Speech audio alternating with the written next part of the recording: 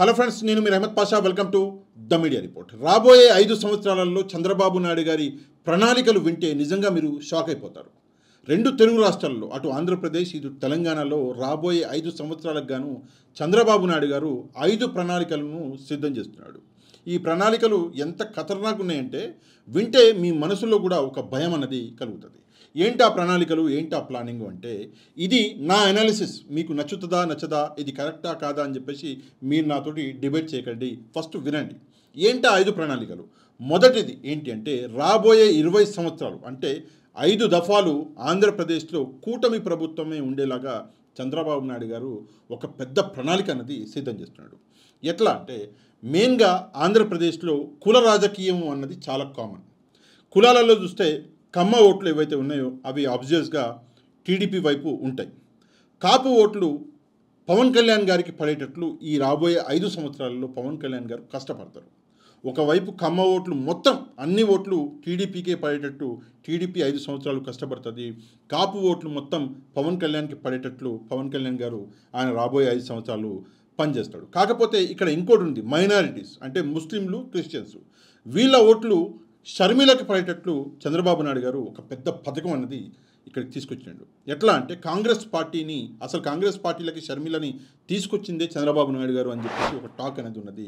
కాంగ్రెస్ పార్టీని కొంచెం బలోపేతం చేస్తే మైనారిటీ ఓట్లు అనేవి చీలిపోయి షర్మిలకి పడతాయి. మైనారిటీలలో క్రిస్టియన్లు ఉన్నారు, ముస్లింలు ఉన్నారు అని చెప్పేసి చంద్రబాబు నాయుడు గారి ఇప్పుడు పెద్ద ప్లాన్ ఇది. కాకపోతే రెడ్డి ఓట్లు నిజంగా జగన్మోహన్ రెడ్డి గారికి పడ్డా కూడా జగన్మోహన్ రెడ్డి గారి దగ్గర ఉన్న మెయిన్ ఏంటి, కమ్మ ఓట్లు అవి పవన్ కళ్యాణ్కి వచ్చేసినాయి, మైనారిటీ ఓట్లు అవి షర్మిలకు పోయినాయి.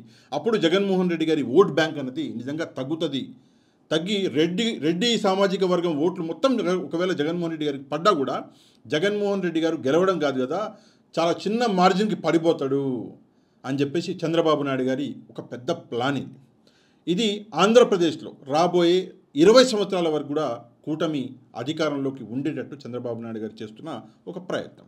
ఇది మొదటి ప్రణాళిక చంద్రబాబు నాయుడు గారిది. నేను చెప్పిన కదా 5 ప్రణాళికలు ఉన్నాయి. రెండోది, తెలంగాణలో తన స్ట్రెంగ్త్ ఏదైతే ఉందో, బలం ఏదైతే ఉందో అది పెంచుకోవాలి. ఎందుకు పెంచుకోవాలి అంటే, చంద్రబాబు నాయుడు గారికి ఒక కళ ఉన్నది. అది 5వ ప్రణాళిక. నేను రాబోయే 4వ ప్రణాళిక చెప్తాను మీకు. ఎందుకు పెంచుకోవాలి అంటే, తెలంగాణలో కూడా ఓటు బ్యాంక్ ఆల్రెడీ ఉన్నది. టీడీపీ పాత పార్టీ కాబట్టి తెలంగాణలో ఉంది కాబట్టి తెలంగాణలో టీడీపీకి సంబంధించిన కొంతమంది నాయకులు ఇప్పుడు కూడా ఉన్నారు. ప్రజలు కూడా టీడీపీకి ఓట్లు వేసేవాళ్ళు కొంతమంది ఉన్నారు. అందుకే తెలంగాణలో టీడీపీ అనేది స్ట్రెంగ్త్ పెంచుకోవాలి, బలం పెంచుకోవాలి. ఇప్పటిదాకా బలం పెంచుకోవడానికి అవకాశం లేకుండే. ఎందుకంటే ఇక్కడ బీఆర్ఎస్ ప్రభుత్వం ఉండే తెలంగాణలో కాబట్టి, ఓటుకు నోటు కేసులో చంద్రబాబు నాయుడు గారు ఉండే కాబట్టి, మన రేవంత్ రెడ్డి ఉండే కాబట్టి అక్కడికి తెలంగాణకి వెళ్ళే అవకాశం లేదు. వెళ్తే ఓటుకు నోటు కేసులో వదిలిపెట్టడు కేసీఆర్ అని చెప్పేసి తెలిసి ఇప్పటి వరకు ఓపిక పట్టిండు చంద్రబాబు నాయుడు గారు. కాకపోతే గెలవంగానే ఏదో 2 రాష్ట్రాల మధ్య ఏదో సీఎంలు కలుస్తారు అని చెప్పేసి ఒక పెద్ద నాటకం ఆడి ఇక్కడికి వచ్చి ఒక మంచి స్పీచ్ ఇచ్చిపోయాడు. ఆ స్పీచ్లో, నేను సెప్టెంబర్లో అరెస్ట్ అయితే నా కోసం ఇక్కడ మీరందరూ ధర్నాలు చేసిర్రు, అందుకు ధన్యవాదాలు అని చెప్పేసి ఒక మాట చెప్పి ఏదో సెంటిమెంటల్ డైలాగ్ కొట్టి, రాబోయే రోజులలో తెలంగాణలో ఏది టీడీపీ అనేది పుంజుకుంటుంది అని చెప్పేసి ఒక చోద్యం చెప్పిపోయాడు. ఇక్కడ మీరు చూస్తే కింద మీరు చూడొచ్చు, ఇక్కడ కింద మీకు కనిపిస్తుంది ద ఇండియన్ ఎక్స్ప్రెస్ది ఒక ఆర్టికల్ ఉంది. ఈ ఆర్టికల్ అన్నది నిజంగా ఒకసారి కొంచెం జాగ్రత్తగా మీరు చూస్తే మీకు అర్థమవుతుంది. ఈ ఆర్టికల్లో TDP will regain past glory in Telangana soon అని చెప్పేసి ఒకటి వేసాడు. అంటే టీడీపీ పార్టీకి పాస్ట్ గ్లోరీ అంటే పాత రోజులు మళ్ళీ తెలంగాణలో రాబోతున్నాయని చెప్పేసి ఇండియన్ ఎక్స్ప్రెస్లో వేసిండు. ఇది నిన్నటి న్యూస్ అనమాట, ఇండియన్ ఎక్స్ప్రెస్ది. కాకపోతే ఇందులో చాలా పెద్ద మతలబు ఉంది. చంద్రబాబు నాయుడు గారు తెలంగాణకి వచ్చింది 2 రాష్ట్రాల మధ్యలో సంబంధాల కోసమో, బొచ్చు కోసమో, బొల్లు కోసమో కాదు. ఆయన వచ్చింది ఇక్కడ అంటే తెలంగాణలో రాజకీయం కొత్తగా మొదలు పెట్టాలి అని చెప్పేసి ఒక కొత్త ఆలోచనతో వచ్చిండు. ఇక్కడికి వచ్చి సక్సెస్ అయిండు, ఇది నో డౌట్. ఇక తెలంగాణలో మళ్ళీ టీడీపీ పార్టీకి పూర్వవైభవం ఎట్లొస్తుంది అంటే 2, ఒకటి కులం, 2 డబ్బు. ఆంధ్రప్రదేశ్ నుంచి కుప్పలు తెప్పలుగా డబ్బు వచ్చినా రావచ్చు. కులగజ్జి ఇక్కడ కొంచెం రేపి ఓట్లు పడినా పడవచ్చు. 2 కూడా జరగలేదు అంటే ఆల్రెడీ రేవంత్ రెడ్డి ఇక్కడ ఉన్నాడు. పాత కేసులో, ఓటుకు నోటు కేసులో ఇద్దరు కూడా అంటే చంద్రబాబు నాయుడు గారు, ఇక్కడ రేవంత్ రెడ్డి ఇద్దరు కూడా పార్ట్నర్స్ కాబట్టి మళ్ళీ రేవంత్ రెడ్డిని గెలికి మళ్ళీ ఇటు వచ్చాయి కొంతమంది ఎమ్మెల్యేతో జంప్ అయిపో అన్న కూడా అనొచ్చు స్కోప్ ఉంది. అట్లా తెలంగాణలో బలం అన్నది పెంచుకుంటాడు. ఇక మూడవ ప్లాన్ ఏంటి అంటే తన బలాన్ని అబ్రాడ్లో, అంటే ఎవరైతే వేరే దేశాలలో తెలుగు వాళ్ళు ఉంటున్నారో వాళ్ళు ఎన్ఆర్ఐస్ అంటారు, వాళ్ళు అక్కడ వేరే దేశాలలో తన బలాన్ని పెంచుకోవడం. మీరు అనొచ్చు ఇందులో ప్రణాళిక ఏముంది, దానివల్ల లాభం ఏముందని. కాకపోతే నేను చాలాసార్లు చెప్పిన ఎలక్షన్లు జరిగేటప్పుడు ఆంధ్రప్రదేశ్ ఎలక్షన్లు, ఆంధ్రప్రదేశ్ రాజకీయాలు అన్నది వేరే దేశాల నుంచి అక్కడ కూర్చున్న ఎన్ఆర్ఐలు నడిపిస్తున్నారు.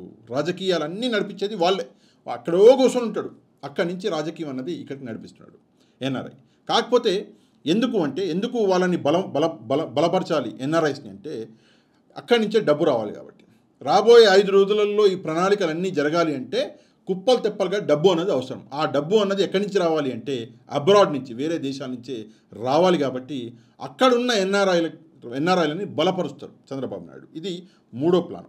ఇక 4వ ప్లాన్, ఇది చాలా important plan national party. Chandrababu Naidu గారు ఎప్పుడైతే ఆంధ్రప్రదేశ్లో గెలిచారో టీడీపీని ఒక నేషనల్ పార్టీగా ఎమర్జ్ చేయాలి, పెద్దగా చేయాలి అని చెప్పేసి ఆయన ఒక కలగంటున్నాడు. అందుకే ఆయన తెలంగాణకు వచ్చిండు. ఈ ఆంధ్రప్రదేశ్లో ఉన్న టీడీపీ తెలంగాణలో కూడా కొన్ని సీట్లు గెలిస్తే అది నేషనల్ పార్టీ అయ్యే అవకాశం ఉంది. కాబట్టి సెంట్రల్లో బీజేపీ, కాంగ్రెస్ తర్వాత అతిపెద్ద పార్టీగా టీడీపీ పార్టీ ఉండాలి అని చెప్పేసి ఒక కళ ఉంది చంద్రబాబు నాయుడు గారికి.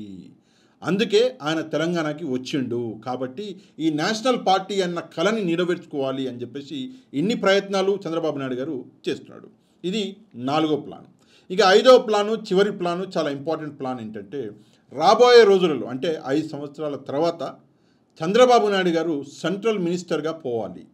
ఇక్కడ అంటే ఆంధ్రప్రదేశ్లో తన కొడుకు లోకేష్ గారిని ముఖ్యమంత్రి సీట్లో కూర్చోబెట్టాలి అన్నది చంద్రబాబు నాయుడు గారి ఇంపార్టెంట్ కళ.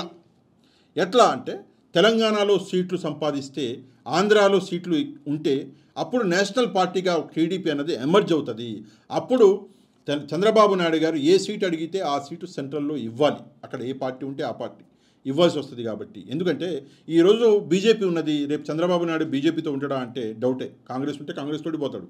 2019లో మనం చూసాము, తెలంగాణలో కాంగ్రెస్ పార్టీతో కలిసి పోటీ చేసిండు చంద్రబాబు నాయుడు గారు. ఏ పార్టీ ఉంటే ఆ పార్టీతో పోవడం అన్నది చంద్రబాబు నాయుడు గారికి అది అలవాటు. కాబట్టి ఏ పార్టీ ఉన్నా కూడా ఇక్కడ అంటే ఆంధ్రప్రదేశ్లో మంచి సీట్లు వచ్చి తెలంగాణలో కూడా మంచి సీట్లు వస్తే అప్పుడు ఆటోమేటిక్గా సెంట్రల్లో చంద్రబాబు నాయుడు గారికి ఒక మంచి పదవి అన్నది దక్కుతుంది.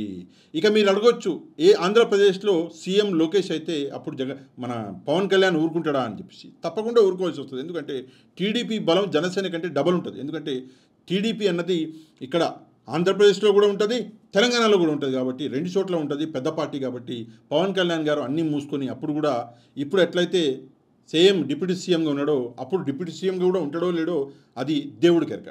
ఇది చంద్రబాబు నాయుడు గారి 5వ ప్రణాళిక, 5th ప్లాన్. ఇది చాలా ఇంపార్టెంట్ ప్రణాళిక. ఎందుకంటే అల్టిమేట్గా 4 ప్లాన్లు ఉన్నది మొత్తం తన కొడుకు లోకేష్ గారిని సీఎంని చేయడానికి. ఇక మీరు అడగొచ్చు, నీకెవరు చెప్పారు ఇవన్నీ అని చెప్పేసి. నేను ఇందాకే చెప్పిన, ఇది నా అనాలిసిస్. ఇది తప్పు అని చెప్పేసి మీరు అనుకుంటే దానికి నేనేం చేయలేను. లేదు కరెక్టే, రహమత్ పాషా గారు కరెక్ట్ చెప్తున్నారు, ఇందులో ఒక మంచి పాయింట్లు ఉన్నాయి అని చెప్పేసి మీరు అనుకుంటే దానికి కూడా నేను చేసేది ఏముండదు. తప్పకుండా ప్రతి పని, ఒక తండ్రి ఏ పని చేసినా అంటే కొడుకు సెటిల్ అవ్వాలి, కొడుకు జీవితం బాగుపడాలి అని చెప్పేసి చేస్తాడు. ఇప్పుడు చంద్రబాబు నాయుడు గారు వేసే ప్రతి స్టెప్పు కొడుకు కోసమే వేస్తున్నాడు అనడంలో ఎట్లాంటి సందేహం లేదు. కాకపోతే టీడీపీకి ఆ పార్టీ లోపలే కుంపట్లు ఉన్నాయి కొన్ని. ఫస్ట్ కుంపటి వచ్చేసి జూనియర్ ఎన్టీఆర్ రేపు పొద్దున్న ఒక పొలిటికల్ లీడర్గా ఎమర్జ్ అయితే అప్పుడు లోకేష్కి అతిపెద్ద కాంపిటీషన్ అన్నది బయట నుంచో పవన్ కళ్యాణ్ దగ్గర నుంచో ఉండదు, అది జూనియర్ ఎన్టీఆర్ దగ్గర నుంచే ఉంటుంది. కాబట్టి దానికోసం కూడా చంద్రబాబు నాయుడు గారు కొన్ని పావులు కదుపుతున్నాడు అని చెప్పేసి